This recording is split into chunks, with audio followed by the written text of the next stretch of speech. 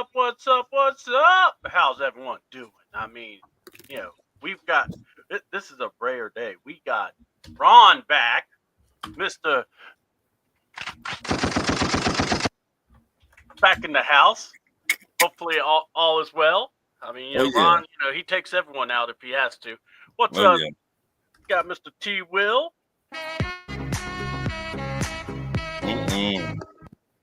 and of course the one, the only, the man that we can't do the show without. The man that runs all this with us, Ladarius, the Laddie Daddy Brown.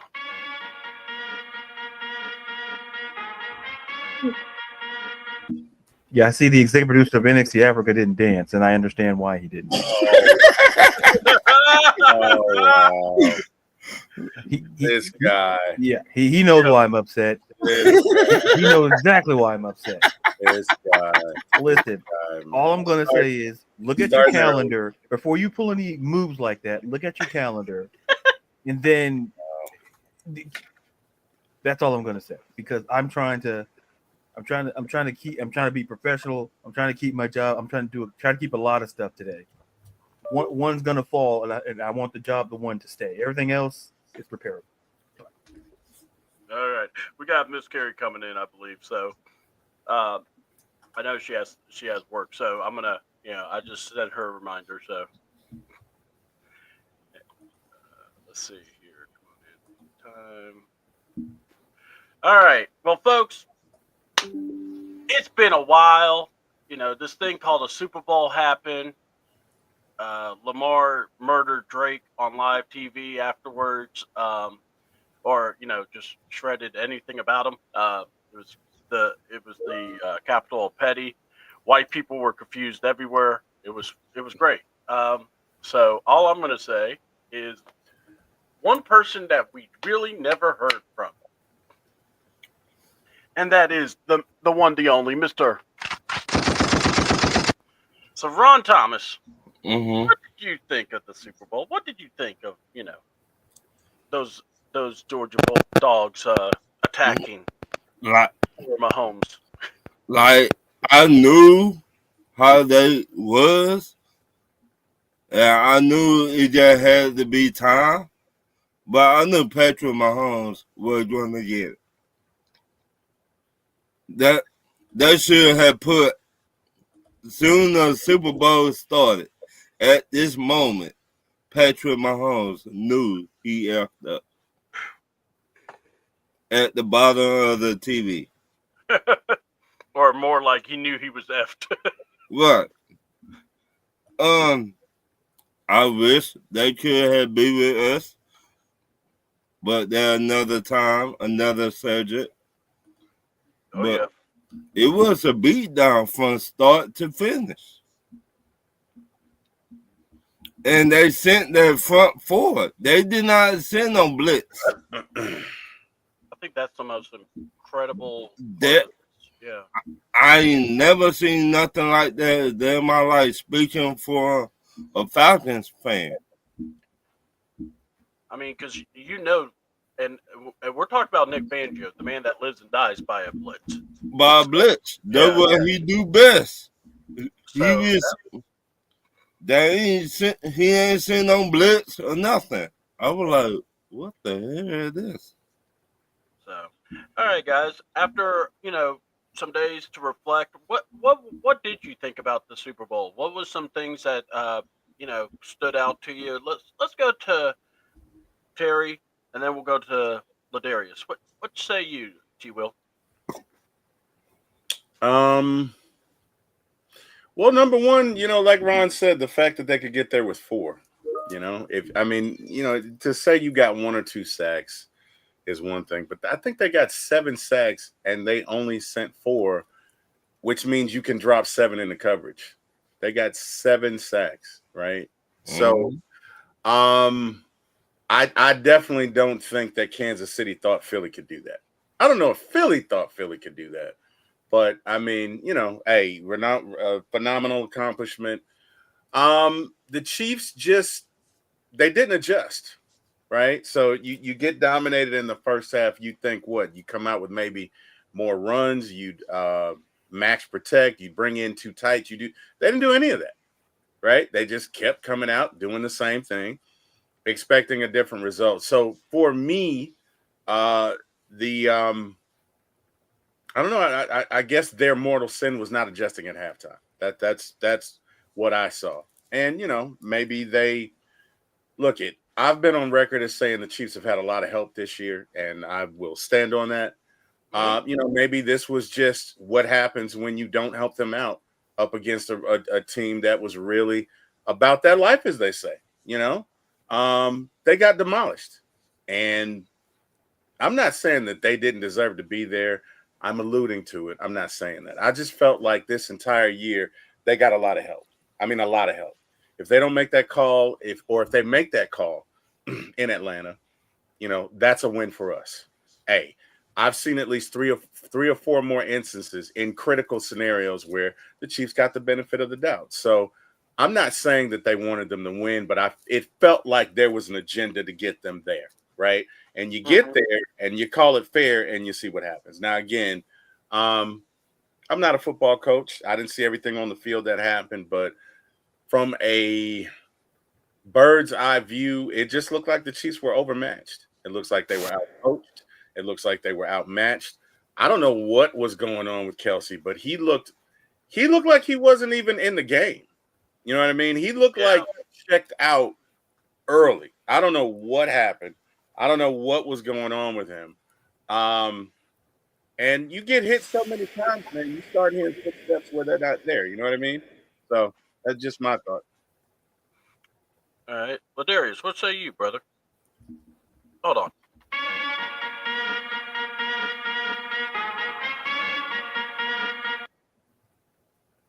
Yeah, no, it's okay. No, I understand. Because I was actually dancing. No. I understand because it's gonna be a long show. It's gonna be a long show. I know, man. I don't think I should even be. You know what?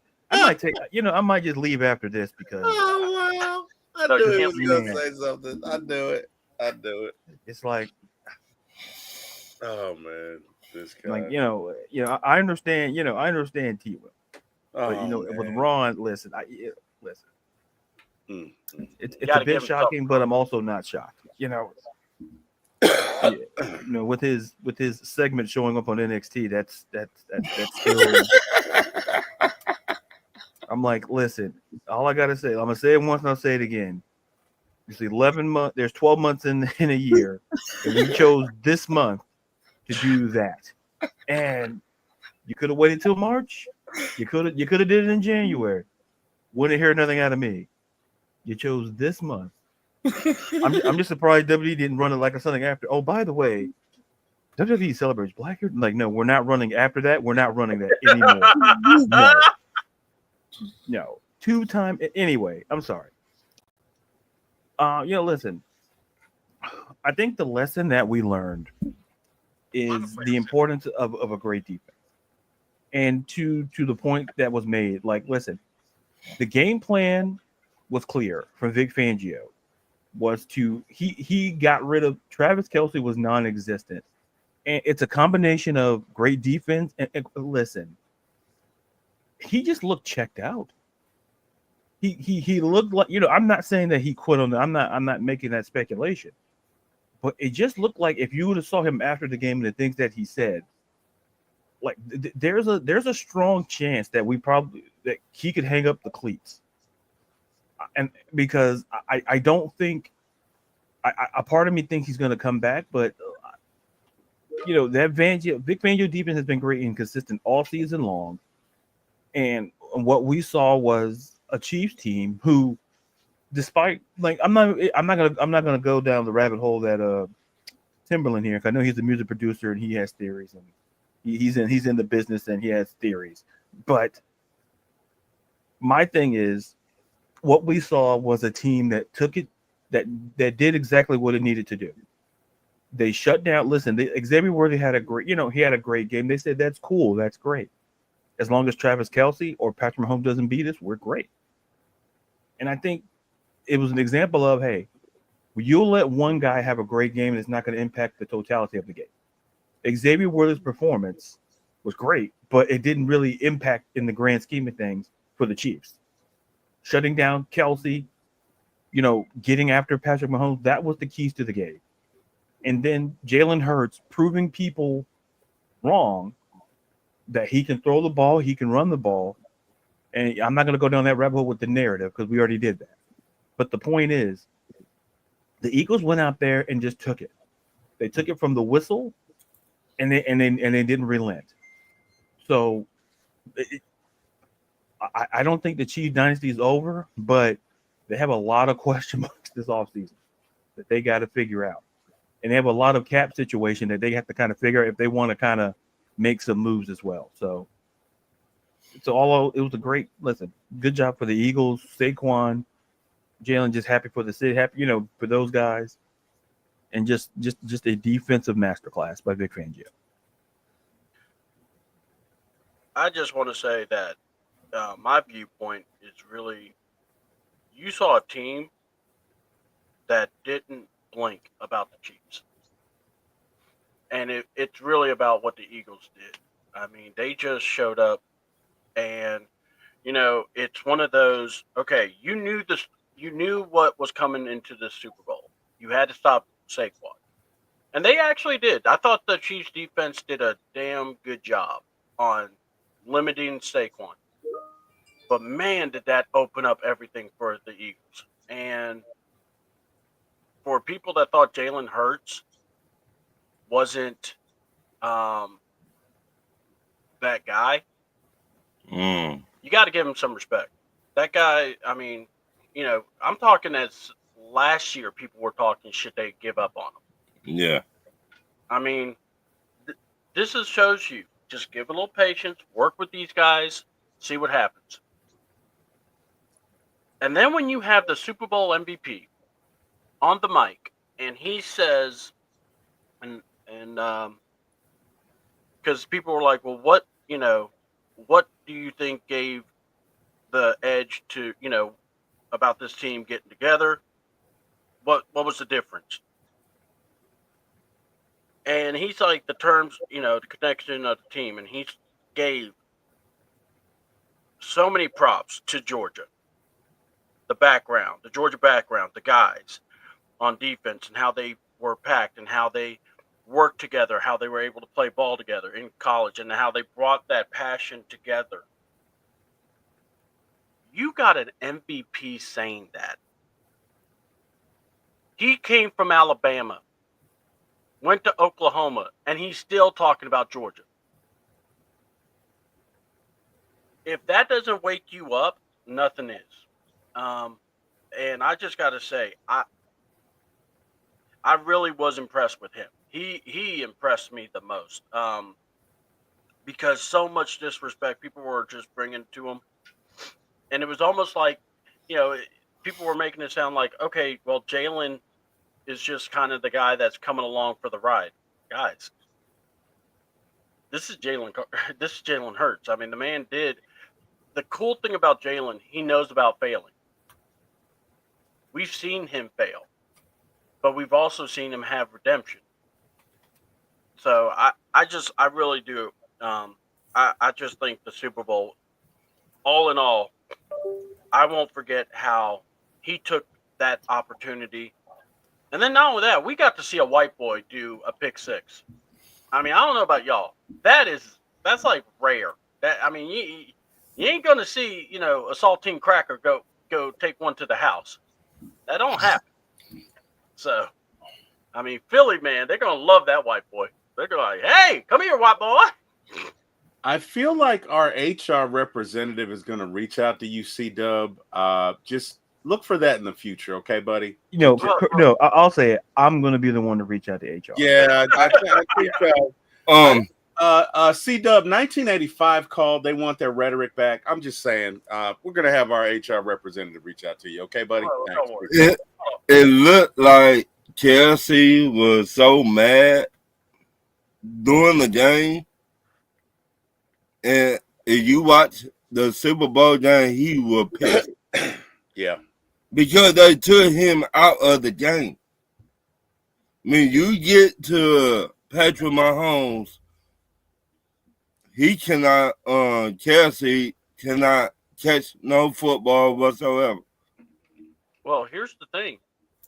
I think the drop that he had kind of, it's like everything was like Kansas City perfect. Mahomes gets out of the pocket. He throws it to Kelsey. Kelsey gets the first down. Problem. Kelsey dropped the ball. It's almost like Kelsey was not all there. We're all saying that. Yeah. I don't know what was on his mind. He had a faraway look in his eye. I don't know. Yeah. Maybe it was the blouse he wore. I don't know. All I'm just going to say. And then let's not forget D Hops, who wants to blame the refs all of a sudden. Oh, my God. If he catches that, he can still be running. Oh, yeah. Wow. What he needs to do is look at his hands and go, what happened to my hands? But anyway. You know. I don't know, man. But if he catches that, he can run for days, man. Like that's. God, yeah. I really did. I thought that he would have like that game-changing game where, you know, and I'm going to go here. D-Hop, and I remember Chad Ochocinco when he played for the Patriots. I'm like, okay, he'll have a big game here. Right. You know, he hasn't been used. Maybe and I'll never forget. It's like, man, it's not going to be good for you guys. It's time to go. Yeah, go ahead. I think Philadelphia Eagle exposed Kansas City. They showed the whole world where Kansas City Chiefs were weak at. If you get to Patrick Mahomes and you keep on getting to him, he will not do his thing out there. And Kelsey, his number one tight end or wide receiver, whatever you want to call him, he would get mad. And shout out to my homeboy Nate, the one that told me about Kelsey. He like, look, Kelsey was not doing good in the Super Bowl. So I went back and watched it. I'm like, damn. He didn't do nothing in the Super Bowl. I know they showed the play. I don't know if y'all saw it where Patrick is doing all that scrambling, and it was the penalty, actually, ironically. But if you see Kelsey, he doesn't move. Right. He's like, I don't know what. That's why I said something was up. I don't know what, and I'm not worried about it because if the Monstars took away his ability, fine, let them have it. They were on TV enough. So I mean, to me, when you already talking about retirement, you already had checked out mentally. You checked out already. That's all I heard from Kansas City Chiefs for the past 2 years. Because retired. So they let me know he already thinking about retirement. His body playing football, but his mind somewhere else. Well, let's talk about it. So once you win the Super Bowl, things happen. Well, New Orleans Saints finally announced that their head coach is going to be Kellen Moore. Now, I've heard defensive coordinator being thrown around. It's like Brandon Staley, who used to coach the Chargers. He's going to be the DC.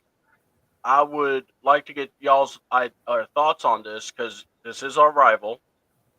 And I think there's a lot of work to be done in New Orleans, but what do y'all think? Ron, go ahead, and we'll go to Terry, and then we'll go to Ladarius.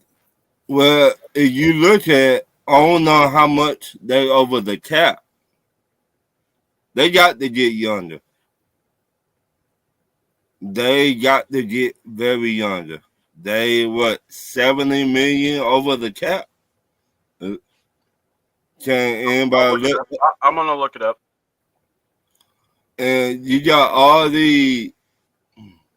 I can't believe I was talking about the Saints or all teams.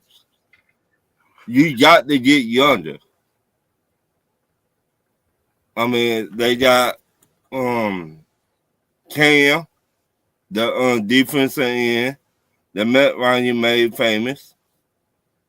You got the two linebackers that want more money. You got the two D tackles for the want more money, and they cannot pay everybody. Excuse me. Bless. Thank you. Ron, it's $54 million that Oh. they're projected to be over the cap. But they got to get younger. I forgot what their owner name is. It's the Benson. I think it's But- the Gable. I want to say now. He keep on kicking that can down the road. Now you don't need to kick that can down the road no more. I mean, you need to get younger now. Yes, everybody fall in love with players, but players come and go. I mean, the same thing with us. We gotta get young. So they gotta do better with that, in my opinion. Mm-hmm. What say you, Terry? I'm not going to spend a whole lot of time talking about the Saints this morning. As you know, I wouldn't talk that much about the garbage I was taking out either. So this is going to be very short, as it should be. But I'm just kidding, Saints fans. I'm just serious. I'm just kidding. I'm serious. Let's see here. Well, I mean, you know, again, Ron's right. They look at you're $54 million over the cap.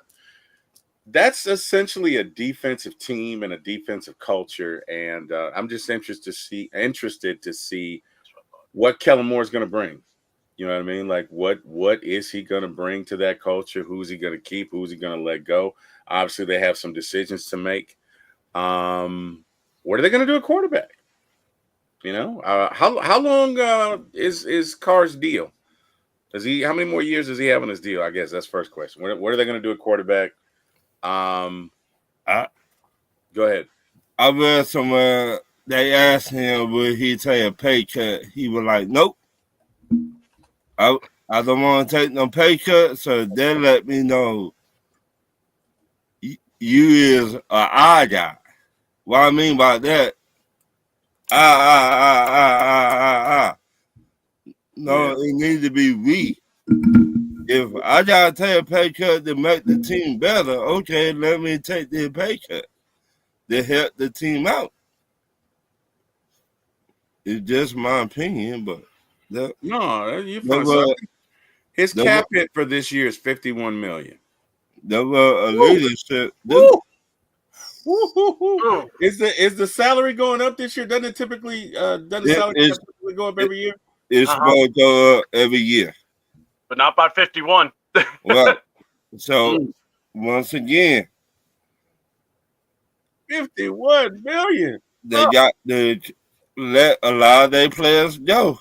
Get your money, Derek Carr. As a Falcon fan, I'm not mad about it at all. Hey, Derek Carr was like, I'm going back to Cali. Going back to Cali. Get your money, Derek Carr. Don't let those folks take that thing. Like, hey, Saints, you mad? Hey, Derek Carr, there's no I in team, but there is a me, sir. Get your money, Derek Carr, and continue to weaken the Saints. I love it. I love it. I love it. I love it. Derek Carr for MVP. No, I mean, I don't know, man. Look, obviously they got to cut wherever they can cut. What about what's his name's deal? Who's their running back? What's his deal? What's he got left in the hopper? Let's see what he's got. Tomorrow, I think a year ago or two, they gave him an extension, I think. Okay. So Kamara is due. I'm looking it up, so I'm trying to find him. Okay, so his cap hit is like $10 million. Mm-hmm. Yeah. Right, they did him. I want to say good because it's like manageable. So he's got a base salary of $3 million, a signing bonus that's prorated of $3 million, and a restructure probation of $4 million or whatever. And it's a cap hit of $10 million, and the dead cap is 25. So they're not going to cut him. Right. They're not going to cut him. No, he'll stay. He's going to be there till the wheels fall off. Right. He's going to be there for the long haul. Yeah. I think they're going to suck next year, and I personally am happy. That makes me happy. Look, I think they're going to be doggy-doo. As my friend Bodie 3000 would say, they're going to be Cheeks, or actually my friend Ladarius, because he says it too. They're going to be Cheeks McGee next year. They're going to be Cheeks McGee. They're going to really, really suck. I don't see anything.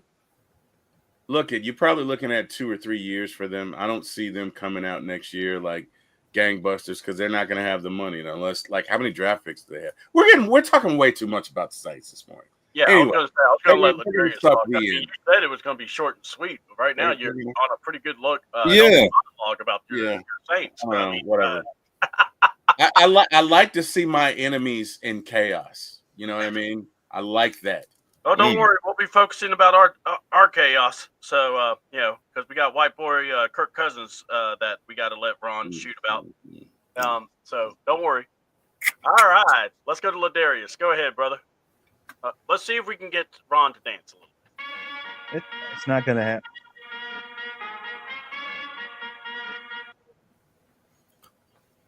We did get more. Come on. We got more participation this one. It felt like because I made it an issue that now.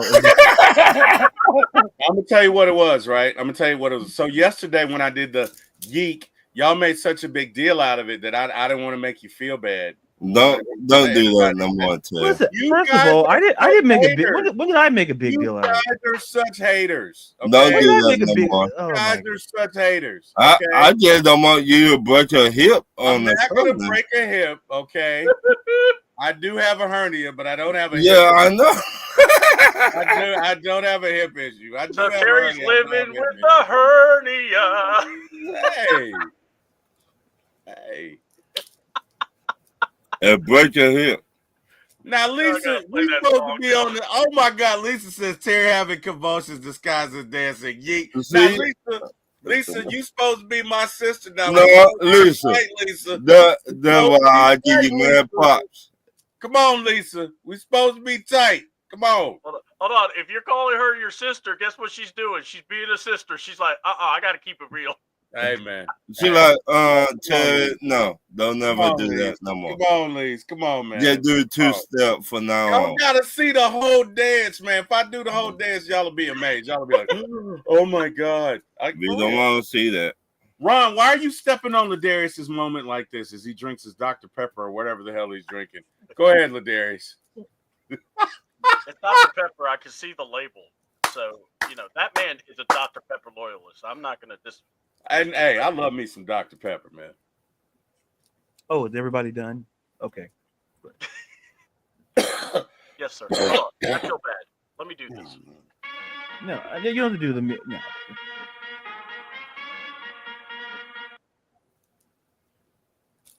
Thank you, Dave Black. Go ahead, Ladarius. Why didn't I even do the show this morning? Because it's about I got plenty of PTO saved up. I could have just not shown up today. Oh, wow. I could have just I took my PTO today and be like, you know what? No. It's a no. Especially after just anyway. The show is going. I'm supposed to be the. I don't know who I'm supposed to be today, so I'll just be like this. Jesus Christ. Oh man, long look in the mirror for me today.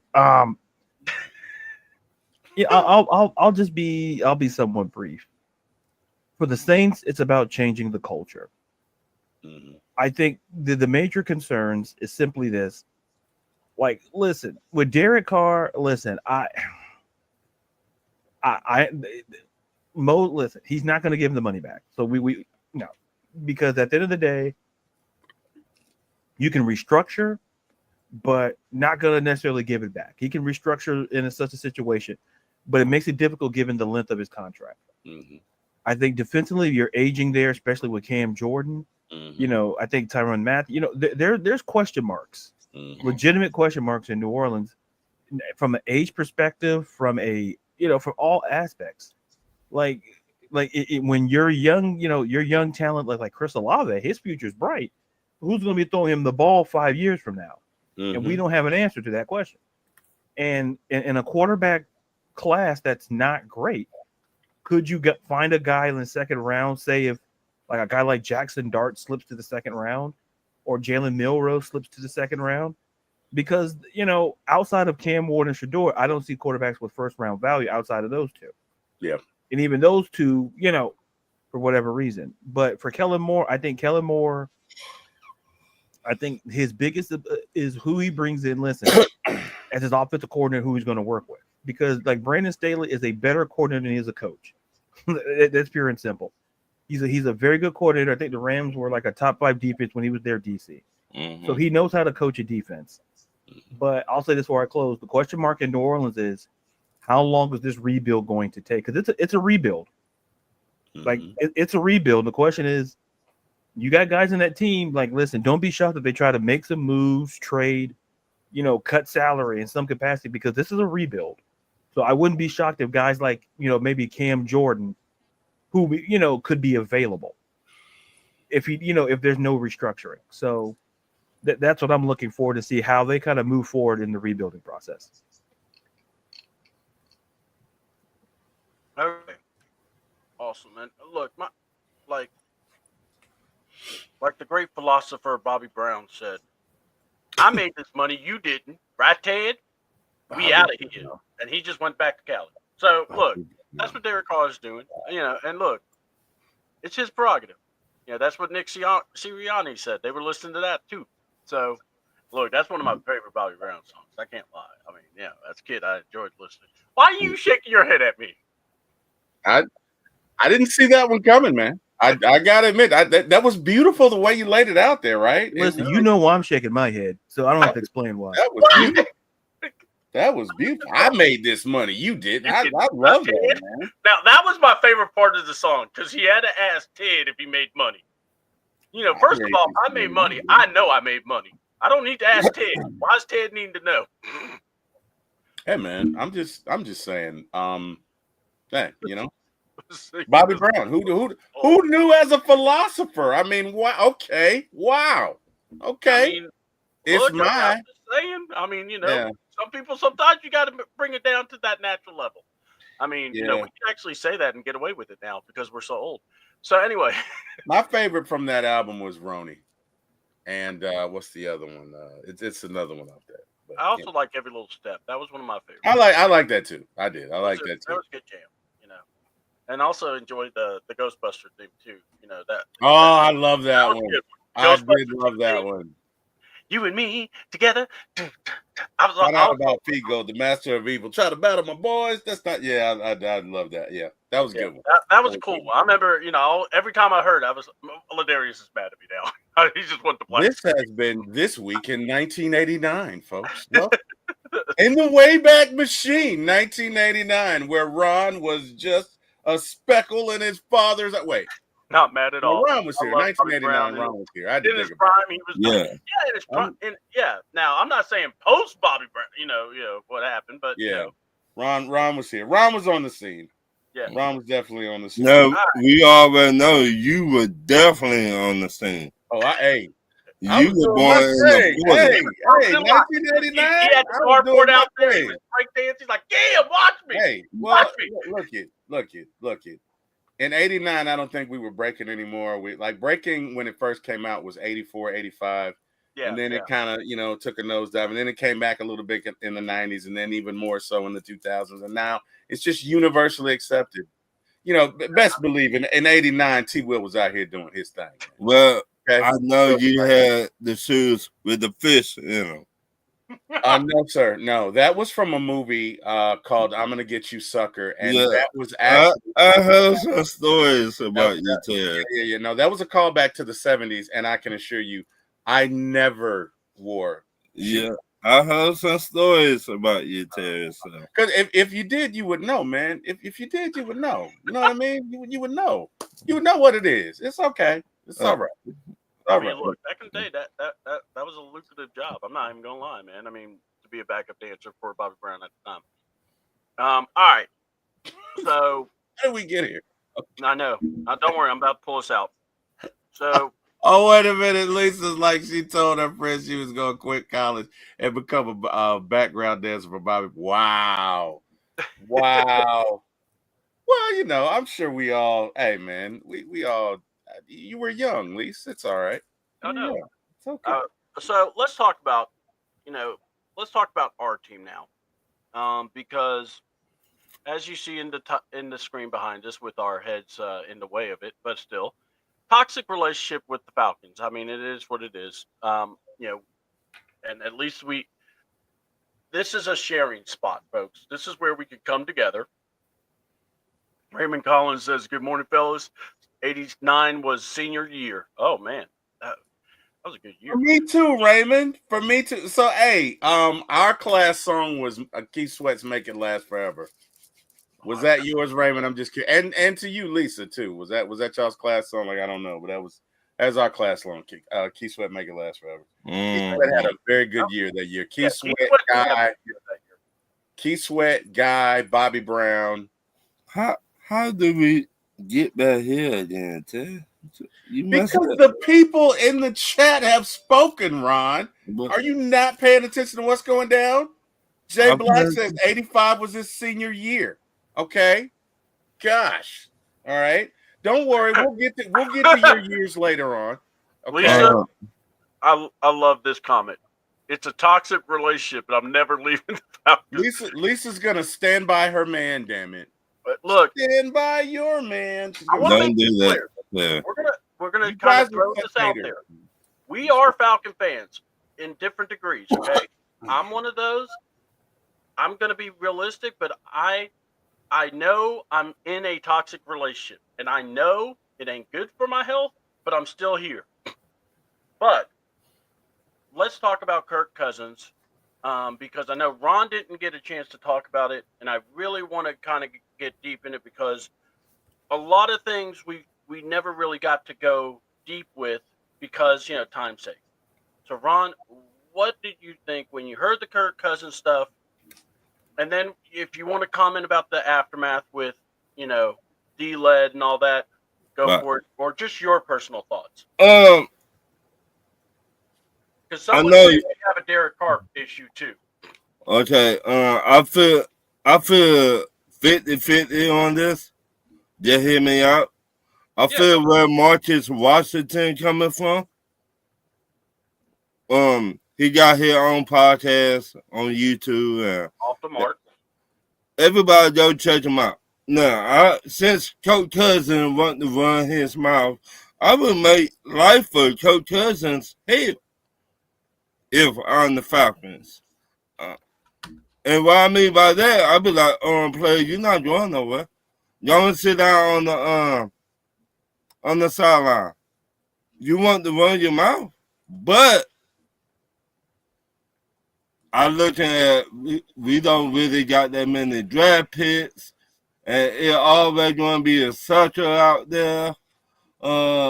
See, can we trade him to the Jets? So I'm 50-50 on both. That's how I feel. Okay. What were your thoughts about the confrontation with D-Led when he basically was going to go at him, or at least ask questions to clarify his statement after the initial thing? Because see, you weren't around for a while, so that's why I'm asking these questions. What did you think? I'm glad D-Led talked up. I'm glad D-Led went at him because now it's like Coach Cousins, you a liar. You is a plain liar. 1 minute they asked you were you were hurt, and you were like, no, I'm not hurt. After the season, now you saying you hurt. So which one is it? Mm-hmm. I'm glad D-Led said it. About the time somebody spoke up. Now, D-Led did bring it up to the NFL because, yes, D-Led is petty, but that's good because I like it too. He actually contacted the NFL asking if we were going to get ramifications for this. What? Now, the NFL said not now because it's the Super Bowl. Right. So we don't know. Maybe they can come back to it. I don't know.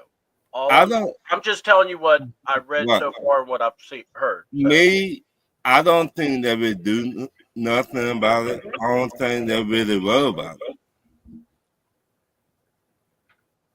So, well, they did initially report it, right? So he was on one. You got to really think about this. He was on one injury report the immediate game after the Saints. Now, it didn't say he couldn't throw. It just said he was, what was he? Maybe, possible, whatever that classic, whatever that designation is. Tom Brady was probable with a foot. Right. He was probable. They don't. You don't. The only reason, quite candidly, the only reason they do that is for the gamblers. It's not for you. Yeah, exactly. It's not for us. It's for the gamblers, so they can say, oh, okay, well, how likely is he to do this? But they did list it at least one time. His arm was not broken, so it's not that he physically could not perform. Now, he couldn't perform up to what is an acceptable level because, let's be real, once you injure that shoulder and or that elbow, that's going to impact velocity. And when you are already a 36-year-old quarterback coming from an Achilles injury, that's really going to impact your velocity, which essentially it did. What I think Kirk Cousins is doing here is basically trying to get kicked out of the kingdom, right? Because again, he was the main one last year saying, no, I'm not hurt. And look, guys do this, okay? People lie all the time about their injury status. If for nothing else, then if I'm playing the Saints and I say, hey, my elbow's hurt, what do you think they're going to do? But there was anything, though. You said what? I said there was any team. Of course. No. We're saying the same thing, Ron. We're saying the same thing. But that's why I'm like, I can understand why lie, right? I can understand why you want to put it out there. What didn't make sense to me was why now come out and say it. And I think he's saying it for two reasons. Number one, he's saying to the potential teams that might sign him after the Falcons drop him, hey, it wasn't Father Time. I was injured. And once this injury heals, I'm going to be back to the same old Kirk. I think that's what he's doing. And B, he's trying to get kicked out of the kingdom because he has a no trade clause. But think about it. If they release him, they still got to pay him. But now his agent can negotiate. Now his agent has more leverage. You get what I'm saying? I mean, I get what you're saying, but me being petty, I'll be like, oh, Coach Chesson, you want to run your mouth? You want to tell lies? You don't sit down over there on the sideline. Or if you really want to go, let me redo your contract and take that no trade clause off the table. Yeah, he's not going to do that. Well, I mean, look. It's one of those. It's a business. I get it. Right. And I know what everyone's saying. Look, it's a lot of money. We're $11 million over the cap as it is. Mm-hmm. And I want to get with Ladarius too, because we're going to have to figure out who are guys that you are willing to kind of restructure, because you got to come up with some money, at least for the draft, if nothing else. So Ladarius, you there? Make sure he's there with me. Ladarius. Oh, there he is. Okay, cool. All right, Ladarius, welcome back, brother. Yeah, you guys are having a good time. I was doing my thing. I was waiting for you. I wanted to get everybody did a great job. We got, I forget that guy's name, Timberland, and we got NXT Africa producer Ron here. So we will have to unleash why we're calling Ron the executive producer, but we'll wait for the end of the show. Because it's wrestling related. So Ladarius, for real, where did he go? Ladarius. No, I had a call. It was for my dad. I'll take okay. I apologize. No, you're okay. I get. It's a long. I'm not going to put my business out there. I got you. But no, okay. So after a few days thinking of it, this is now where we have to get practical. We haven't heard anything from the Falcons, and personally, I don't think we will. So my thing is, what are you thinking what would Darius do with Kirk Cousins? Would you try to bring him in, talk to him about, hey, we got to work a trade, or would you eat that big hit because you already know you got to restructure deals anyway? But what would you do? Listen, I think bringing him in and talking to him is kind of superfluous at this point. It's meaningless. Yeah. In my opinion, I think the way he's talked and the way he's carried himself, he doesn't want to be. Mm-hmm. And I'm not going to try to convince anyone to be at a place that they don't want to be. Yeah, no, I know that. And, that's just applicable to any aspect of your life. Don't try to convince people to be somewhere that they don't want to be. Because at the end of the day, it's only going to make it worse for you long term. So just move on. What I would do is that now Kirk Cousins has he's kind of changed the hand of how the Falcons handle, because what if teams are like, well, we're just going to wait and see if they cut him? Yeah. Because essentially trading him, like, we're not going to give up this if knowing he's going to be out there in the market in a couple of months. And listen, it's not unprecedented for this team to take cap hits like with Matt. So it's not unprecedented. But the issue is, I'll be really quick because I don't want to take up any more time, is simply this. The real question in the situation is how, and it's something you brought up, Steve, about how do we find the money elsewhere? Because listen, you're not going to find it with Kurt. Kurt's not going to restructure. Just move on from that. Because he's made it clear, like I said, he did what Raheem Morris did in that interview. He gave the double bird to the city of Atlanta. Oh, yeah. And listen, there's no going back. There's no going back, because he essentially was the guy driving the bus and ran over everyone that he could to avoid taking responsibility. Yeah. That's Kirk Cousins. So at the end of the day, and then Millie will say, listen, you could do that. Like, listen, but the thing is, like, I'm not with Millie, but at the end of the day, make it happen for you. Oh my God, I love what Billy said. I'm sorry, that was funny for Millie. Oh no, I'm done. I'm good. No, go, please go. No, I'm good. No, I'm good. I'm good. All right. Well, my question is this: does anyone know? Because I keep hearing post June 1st. What is there, like a set number you can have, or is that for all, or how does this? Because see, the salary cap is almost like a damn mystery, and I don't even know how we would figure. If you wait until after June 1st, I think you save $10 million. Save $10 million cutting. Mm-hmm. If you wait until do that. Whereas if you do it before, that's $10 more million you have to. So I think that's the motivator for that. Or I know that you can also like split it for 2 years, but I'm trying to figure, how they do it. But or if it's just for one person, you see what I'm saying? Right. Like only one person could be designated that way, or 3 or something like. That's what I was trying to figure. Okay. Let's move besides Kurt. Let's look at, because my thing is this. How are we going to get better? If this team is supposed to be a playoff team, you are basically $11 million over the cap. Mm-hmm.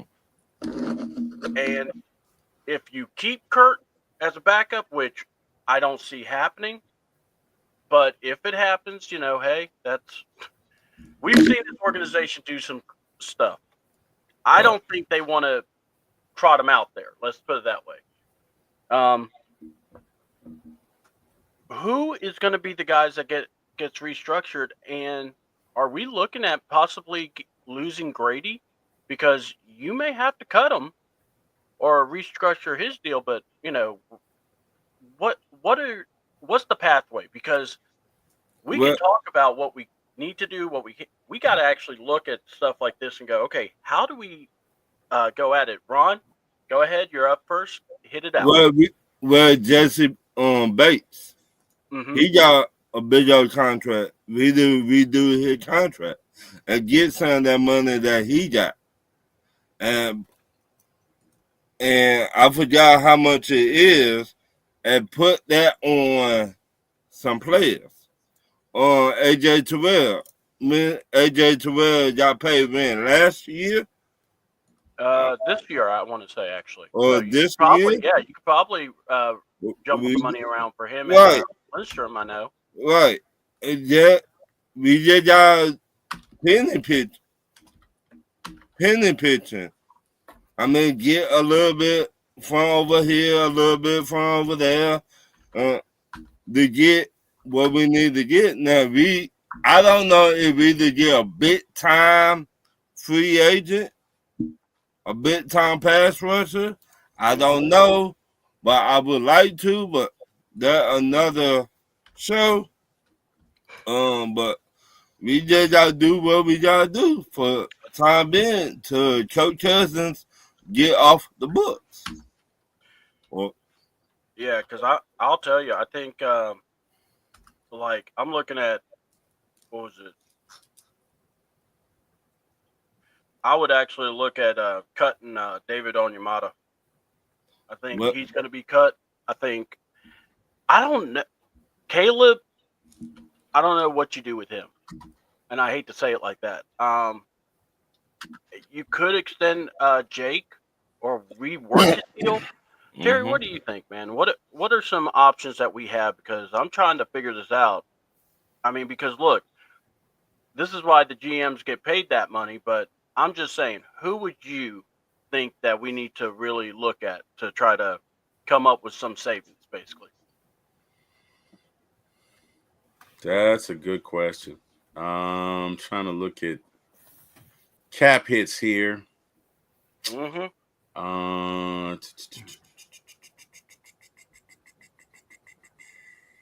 So you got Jesse Bates, Jake Matthews, Grady Jarrett, AJ Terrell, Onyemata, with besides Jesse Bates and Chris Lindstrom and Kirk Cousins. Those are your highest cap hits, right? You can look to trade Kyle if for nothing else than to move money. Yeah.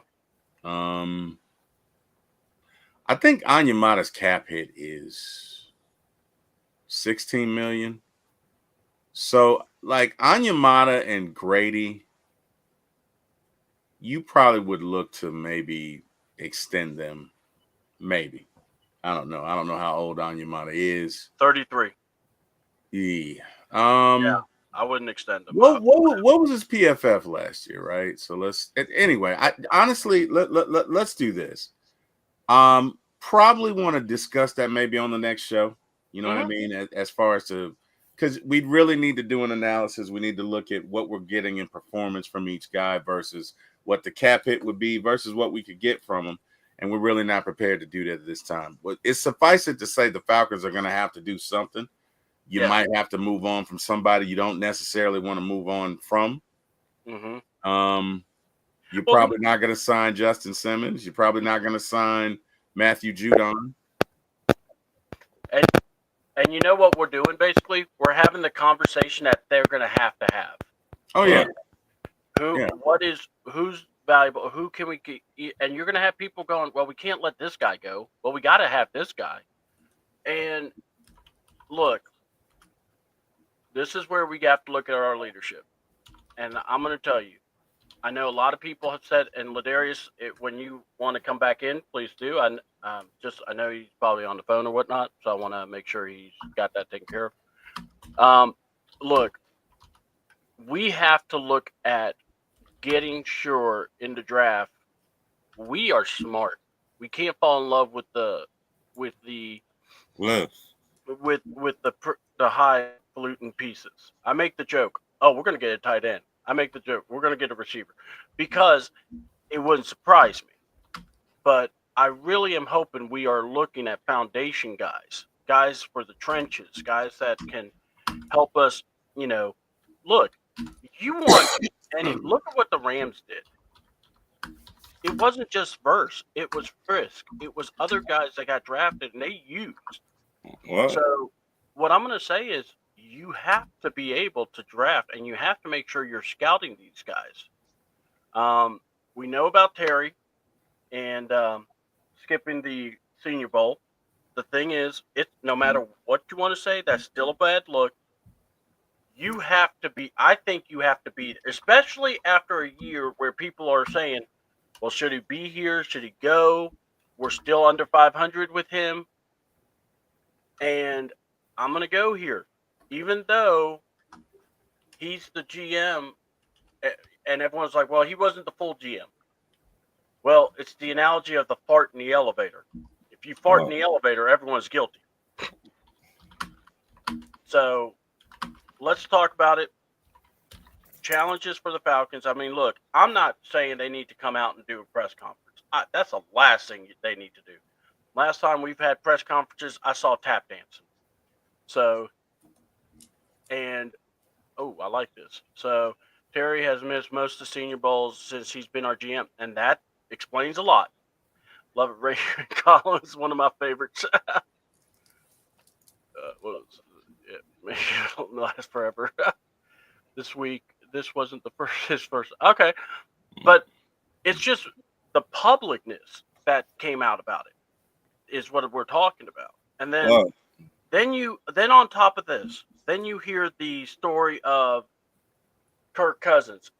Now you're going, well, Terry, and I understand how people could be mad about this. But I'm just going to say this. You try to get Terry to try to talk in front of people. Nah, you might. Terry and Ra? No. First of all, we ain't seen Ra. You know, he may be going to get more short pants just to make Ron happy. But what do y'all think about, look, they also, Kerry sent a tweet about how the Falcons are reshuffling their offensive coordinator. I think DJ Williams is going to be the quarterback's coach. I think he was working with Michael Penix the most last year.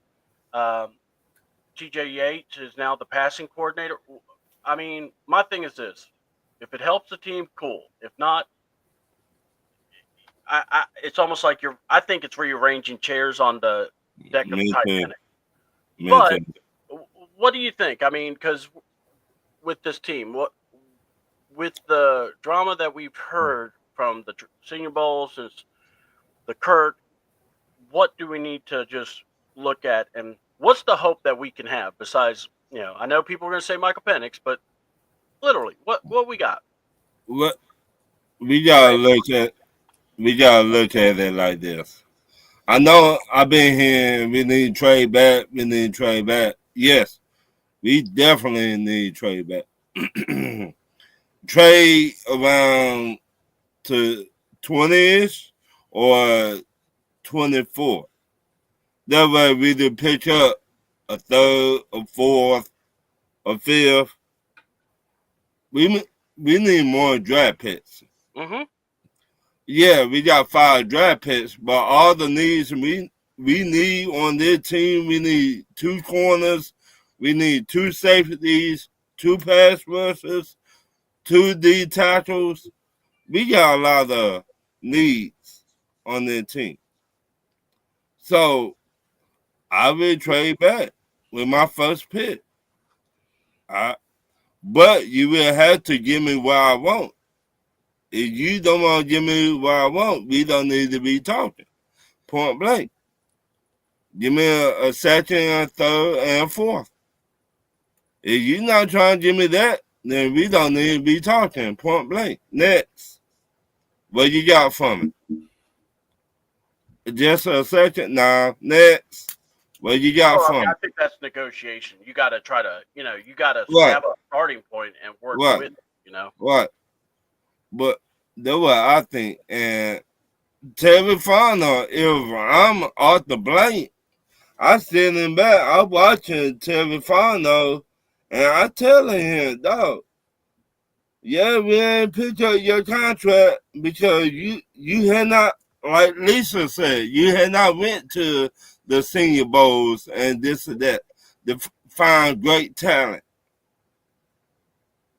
And that's what he did for the Saints, right? Mm-hmm. Look for talent.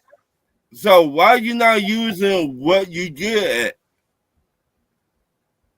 to help us out?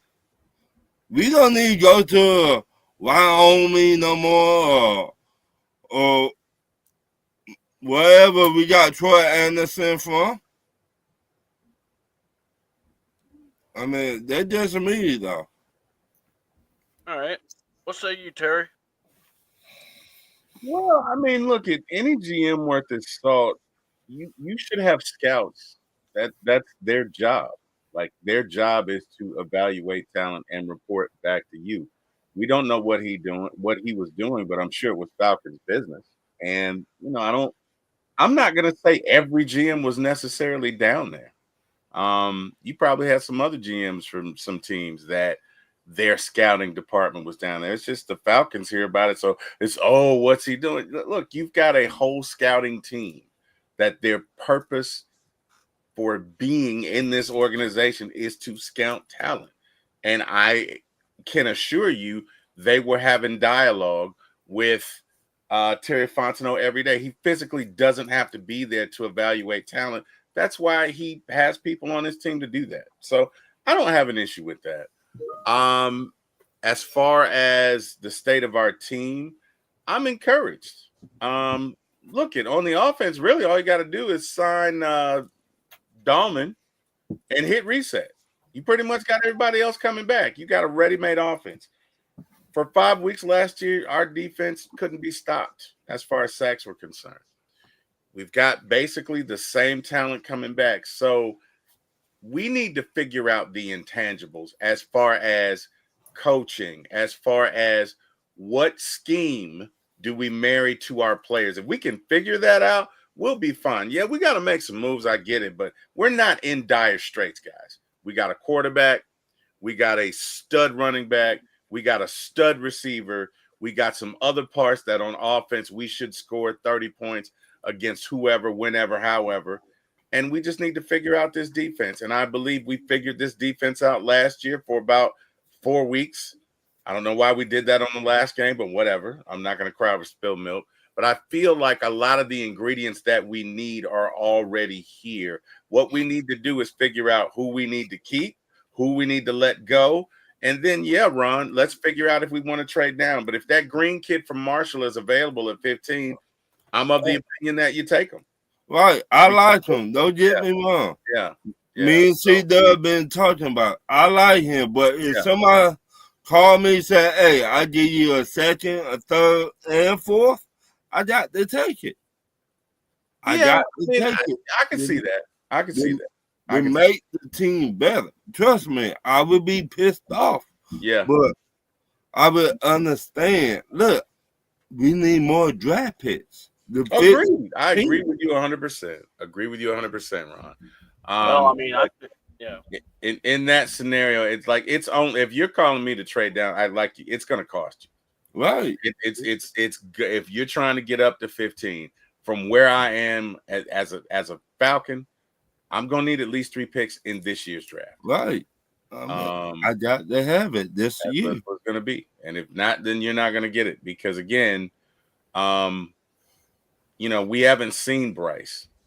You know what I mean? We still got Ruka Rororo coming back. We got 3 or 4 rookies from last year that are on the defensive line that we need to check out and see. So, again, a lot of this, and I don't mean to beat a dead horse, but a lot of this was, okay, how much of a disservice did we, and when I say we, I mean Jimmy Lake, did he do to our defense last year by not marrying a defense that fits their skill set, right? Oh, yeah, I'm just going to have you guys play back and whatever. And, we've seen that when we abandoned that thought process and shifted from a 3-4 to a 4-3, that it worked a lot better. Well, it shouldn't have taken 10 weeks. And I'm not trying to I'm not trying to beat a dead horse. I'm not trying to be negative. But if you just fix those things on defense, you're already a step ahead, right? If you fix those, number one, let's make it simple. Okay. Let's make it simple. Number 2, let's fit the scheme to these players that fits them. Let's put them in a situation where they can succeed. And then number 3, whoever you're going to go and get, let's make sure that, you can go and get somebody that can fit in our system that we are working and running now. That's just, my thoughts. C-Dub, back to you, sir. Yep. All right. Ladarius, you there? Just going to check to see if he's there. Hold on. Give me a minute. All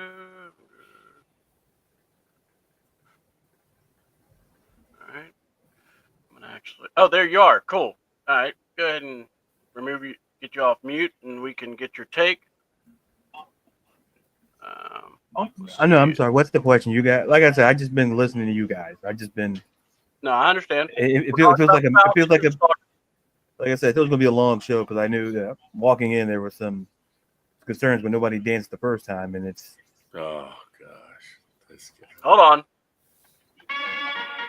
No, see now, they're not even trying. It just feels. I'm trying. I'm moving it. Look, every time I do this, you're like, "Oh, don't do that." I mean, like, what? That's not how I sound. If you're gonna do impressions, do it correctly. Oh wow. Well, every time you dance, Terry, you just scare everybody that you might break your hip or two. Yeah. So, Ron, it is going to be my pleasure to absolutely crush you when we finally. You can dance, Terry. God. Ron, I can dance better than you and everybody. All right, this is Ladarius's time. So Ladarius, No, it's the people's time. It's not my time. Ladarius, it's your time, brother. It's your time. I don't even know what we're talking about. We went from Casey Kasem and American Top 40, and then now I don't know. Kasem, American Top 40. Go ahead, bro. Terry's hosting it this week. Yeah. Stop it. I'll wait till Casey's back from vacation. Now, Stop it. Oh, he's not coming back? Oh man. That's not good. Is he even still alive, Ladarius? No, he passed. He did pass away. There was like a whole big thing about it with him and his family, the estate. It was terrible. So what's the? I have a gist of the question, but what's the question again? The question basically, I'm sorry. Go ahead, C-Dub. Yeah, he was about to pull a 5 heartbeats and take the mic away. That's all. It's okay. I know Terry's not used to being the. I guess he's more always the host, so he always has the mic. He's used to being the captain of the ship, not the guy mopping the deck. No, I get it. No, I get it. Wait a minute, but I know where we're going. I got it. Oh wow. It's all good, Terry. All right. So the question is, what's going to be the hope? What's the good spots about this team? But also, what's your realistic view of this team? Honestly, it's simply like this. I just need to see a change in the philosophy. I'm not talking on the field. I mean off the field. I need to see a level of seriousness. I need to see them to understand that you guys have to get it right, because if you don't get it right, you have to go. As someone who's defended Raheem, I'm like, listen, has he said silly things? Yes, he has. Is his behavior ideal for a head coach? Yeah, we've seen it. I'll put it that way. Put up for the court of public opinion. I just need to see a level of structure that works off the field, because I don't care. Anything that we do on the field starts with what we do off the field. So when we go into this draft, look, there are certain players, if they're on the board, you take them. If in a very deep defensive draft, you can have the ability to trade down, and a team is willing to trade up, because the thing is this. Because basically I'll put it like this. I would say if you can walk away, you swap first in this draft, potentially get a day, potentially you may be able to get a first depending on what the team trading up is looking for, because we don't know what the draft, because we may see a team that may feel like, oh, we got to get a quarterback, and overvalue a quarterback, and it'll trade up and give up a bajillion stuff just to try to get to that 15 spot. So we don't know. But if like Mike Green, if he's there, if James Pierce Jr. is there, if Walker's there, you keep it and you draft it. Because in the first round, you have to get a guy that can start day one. You don't have the capability of putting the guy on the bench and sitting him and see what he goes. No. The only sport where you can kind of get away with doing that is baseball. You can draft a guy in the first round, and you don't have to call him up to the majors immediately. You can let him go down to AAA or AA and work it out. But in NFL draft, listen, most guys who get drafted on day one should be competing to start in the lineup. And that's exactly what this defense needs.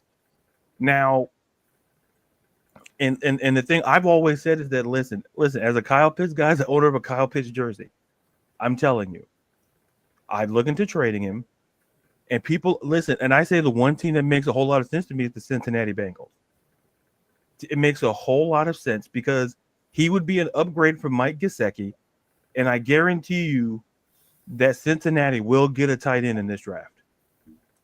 Because if you think about it, it's the only real offensive skill position where they're not. There's no disrespect to Mike Gesicki, don't get me wrong, but you know, like if it's Colston Loveland or Tyler Warren is there, they'll get him. But if not, if Cincinnati feels that if we can get Kyle Pitts and maybe get back a third, that's a deal they would make.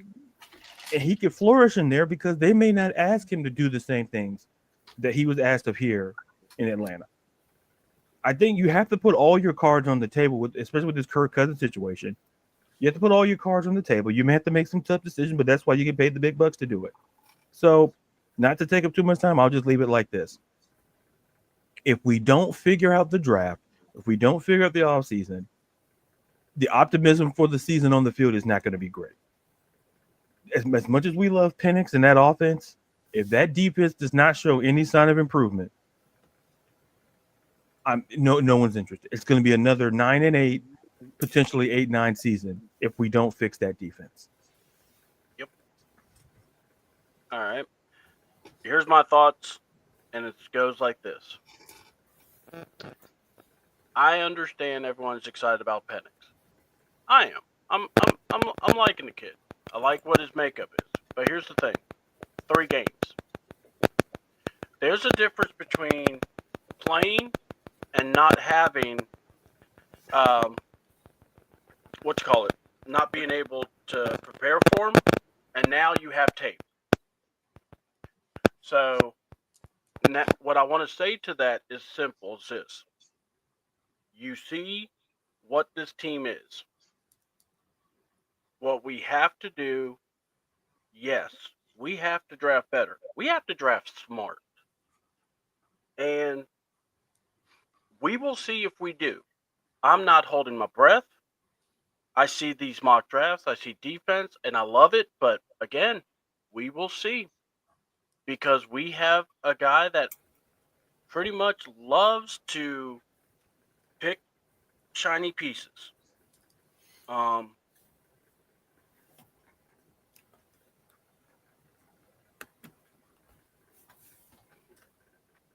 And my question is this, or this is what we're gonna come from here. When I look at this team, and I know everybody wants to be positive, but here's what I'm gonna say. The leadership has to step up. I think the men on the field isn't your problem. I think if you put them in the right position, they're going to perform.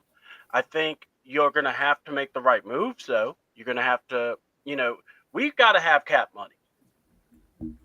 And this is where you got to look at I just would love for just one season where I don't hear the word collaborative. I'm done with that. I am done with, we made this. No. I need to know who's making decisions. And I feel like this leadership, and I believe this head coach, has shown me that they need to show that they can not change, but adjust. They need to work. They need to be able to maybe not be so full of braggadocious. I'm not looking forward to Trice and Dorless to be impactful players because you know why? Typically, guys that, have an ACL injury takes a little bit. And Dorless, we were waiting for him to get off the bench, but we had people saying he didn't even know the playbook. So now, hopefully he'll learn the playbook. My thing is, this is why, and yet you heard a Super Bowl MVP talk about how good Georgia players were and how connected they were. These guys are coached hard by Kirby Smart. Mm-hmm. They probably looked at defense and went, "Oh, you're coaching us? Please, this ain't. We've been through much worse." There's something to be said about that. There's something to say about that culture. And look, Kirby Smart, my God, when a Super Bowl MVP is shouting your program out, who didn't go to your team, Mm-hmm. that I think right there is just, I don't know what else you need to hear. So kudos to Georgia. Hey, Terry, if you're not going to scout in the Senior Bowl and you never have, well, here's what I'm going to say. How about shake it up and go? How about you shake up things and actually be a little bit more? That, I think, has become the biggest black eye in all this, is when Kirk Cousins did this, it exposed the team to hear the following, or it exposed to this point. So, didn't you all have practice? Are your eyes okay? Were you not able to see Kurt not being able to throw? I mean, you were making game plans. You should. What, and I will stand on this no matter what. The Raiders halftime game, at halftime, Ra was sticking his chest out about Kirk Cousins. Mm-hmm. That is not a man thinking about putting Penix in. He threw the interception, and he got the order from the boss. I don't think it was from Terry. I don't think it was from anybody else, because he changed his whole tune and everything. And all I got to say is this. Mr. Magoo, if you're going to be our owner here, hey, I got no problem. But here's the thing. You need to let guys do their job. And when you let these suckers go, because I'm not really holding my breath, because I got to see how you're even going to get under the cap. I saw way too many high contracts for our foundational guys. And honestly, some could say you could cut them, which is even worse. So my thing is, let's go ahead and see what you do, because you're going to need to find a guy that you can actually say, hey, you're the GM, be the GM. You're the head coach, be the head coach. All right. Because this collaborative process hasn't worked. So, all right, guys, we're going to cut it short. I have something to take care of, and that just came up. And no, it's not my son in the parking lot again. That was funny. And me having to go buy jumper cable. So, no, it's not that, because I don't have a car right now.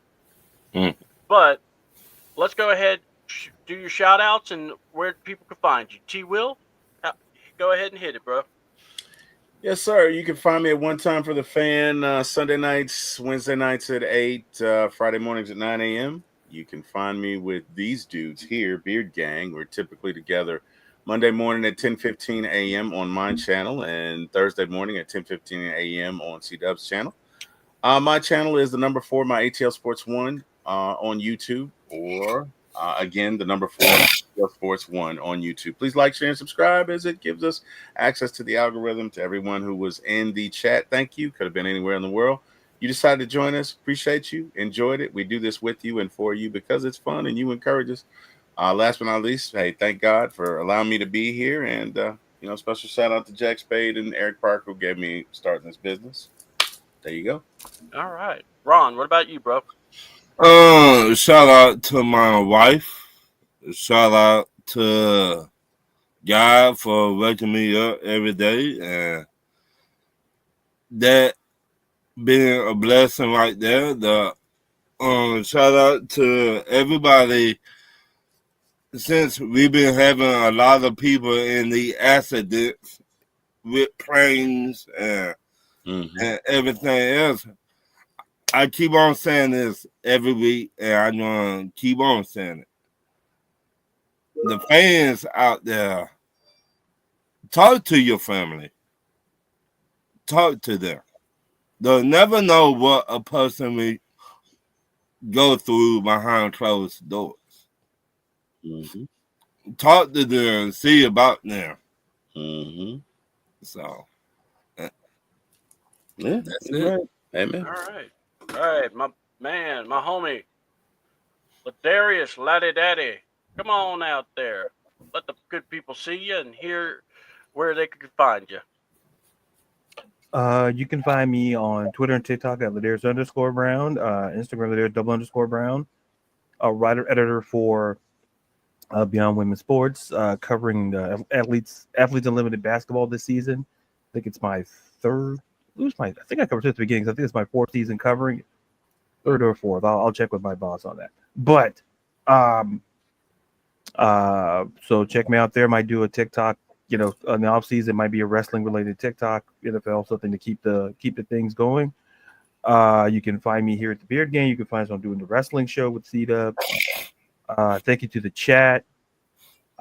Thank you to C-Dub, Ron, and everybody else. And I guess so. I think I covered everybody. So, and like I said, apologies for in and out, just dealing with stuff. I don't rather prefer not to get into it, but thank you guys for your patience, and thank you guys for everything. And I hope you guys just be safe and well the rest of the day until we see each other again. Yeah, normally we would do like, what are you looking forward to this weekend? We got the All-Star game coming up. So you got the 3-point competition, you got the slam dunk, and then you'll have the new formatted All-Star game where you're going to get 2 semis and a final game on Sunday. I don't know how all that's going to break down. Yeah, listen, well, they got it more figured out than AEW does. I tell you. Yeah, exactly. Yeah. And on February, and also on the 15th, if you are interested, NXT is going to have a show, Vengeance Day. It's got some good matches. We got Stephanie Valcor versus Tiffany Fallon, Julia versus I hate to Roxanne and Bailey. I was gonna just say it was Fallon Henley. That's what I was saying. Fallon Henley. I always. And then I also want to say, I'm not gonna apologize to T. Will, but he did name a couple of wrestling guys. So yeah, wrestling guys. Yeah, these are wrestling. Yeah. But listen, the fact he brought up Hulk Hogan and Junkyard Dog in the same sentence is very concerning. I did because don't hey man, you know what you did. So they were wrestlers of my childhood. Come on, man. You could have argue with someone 1940s. No, that's the case. He like Gorgeous George too. That was 1940s. No. Oh yeah, I used to shine his boots. Yeah, that feels right. No, that feels right. 1940s. No. I wasn't alive in the 40s. No. Terry. Quarters and dimes. Yeah, see? Our guy Obafemi versus and if you haven't seen Obafemi, this dude is freaking impressive. Yeah. He'll be going against eight down Austin Theory and Grayson Waller, and I know there will be a strap match. We don't have to talk about that. We don't know. Yeah. But Trick Williams is going to be in action. How about that? Can I say that? I feel like that's even too far because it's the memory. Because somebody on this panel who does whipping noises, and I'm trying to enjoy, some good old fashioned wrestling, and then next thing you know, I see some guy whipping Trick Williams, and I'm like, we're picking the wrong month to do these things. It's like, as soon as that happened, and then he said, then the guy says, "Oh, I really whooped that." Yeah, and he said, "Then whoop that trick," and I'm like, "That's even worse." Listen, I don't mean to take it over, but see, listen, I say wrong month. It was the absolute wrong. You could have waited till March. It's 28 days in this month, and you chose one of those days to do that. It's the shortest month of the fucking year, and then you're gonna just whip a guy. Like, we're not gonna say anything? No.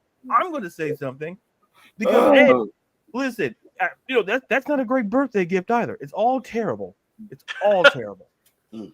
All terrible. My birthday is a week from now. I'm still going to be eating cake like, man, Trick Williams had to get whipped in front of people on the CW network. Like, that's good. I'm done. I'm sorry. I didn't mean to cut you off, CW, but it's just you're good. So yeah, there's some good matches. So definitely check it out. The men and the women are going to be putting on, and then Ricky Stark showed up on NXT this past Tuesday. So things are definitely shaping up for that division, and heating up for WrestleMania time. So me and Ladarius definitely are enjoying this. So with that said, also check out. Trying to remember what else is going on. Baseball is about to have their spring training start up, right, Terry? That's right. Yes, sir. Pitchers and catchers reported talking today baseball, or yesterday, I think.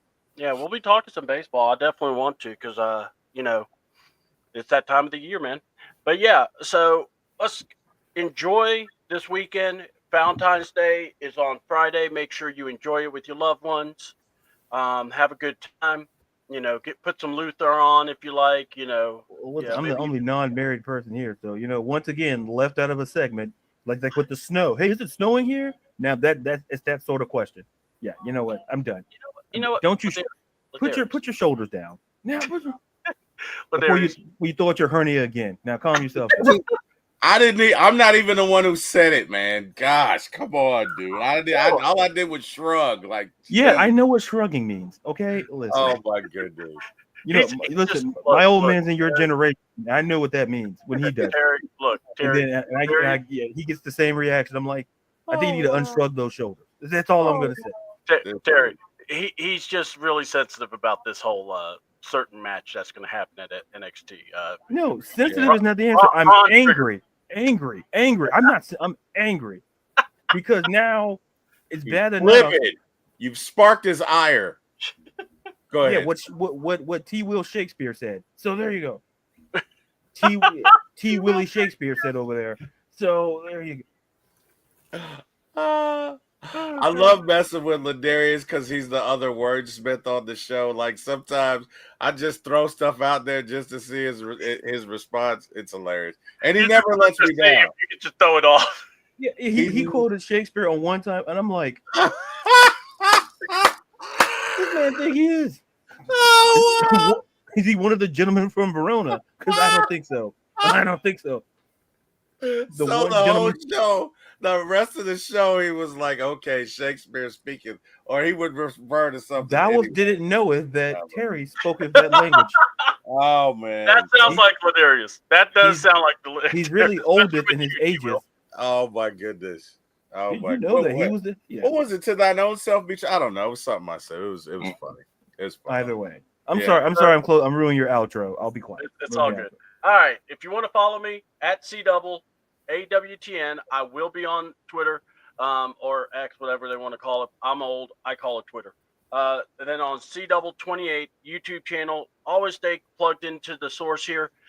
Hit like, subscribe to the channel. We are putting more content out. We're getting, we'll be talking more. Me and Ladarius are trying to reach out and trying to come up with some ideas, and we'll have some fun with and maybe interview some people.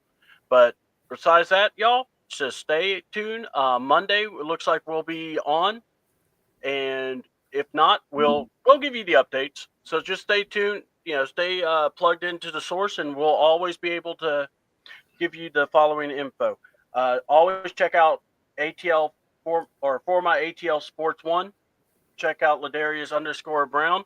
Check out Ron wherever Ron's at, because Ron floats around. He tries to tries to play Carmen Sandiego. So and once you find him, I don't know if it ain't gonna be like a pot of gold, but you'll find him. Ron over here. He's an amoeba. Ron over Ron's there. an amoeba. Oh Jesus! It just I was trying to say Carmen Sandiego, and Bill Nye the Science Guy here brings up amoeba. You know what? Yeah, Right. Folks, I hope you enjoyed the show. We appreciate you spending a little time with us. We will be back again next Thursday. C-Double, the crew, for T. Will, for Ladarius, for Ron, for me. Peace, love, and happiness. Gotta go. See ya.